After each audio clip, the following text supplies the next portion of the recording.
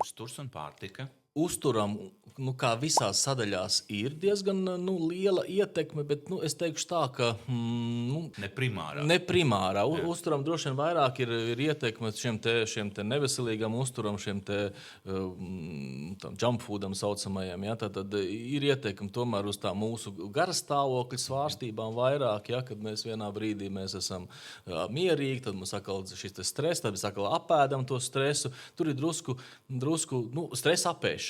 To gan varētu pieminēt, ja? Kad bieži vien cilvēki mēģina šo te trauksmes sajūtu apēst. Ja? Viņi ēd, un, protams, ka uz to brīdi paliek nedaudz vieglāk. Tas nozīmē, ka, ja cukurs ceļās, tad Jā. kaut kā normāli, Jā. saņem kaut kādu bauda. Jā. Tur ir samazinās tās izjūtas stresa un Jā, trausmas. samazinās stresa izjūtas, trausmas, bet tas diezgan ātri atkal viņi viegli ugļhidrāti ātri nodās, un atkal tas šīs stresa situācijas atkal vajadzīgs.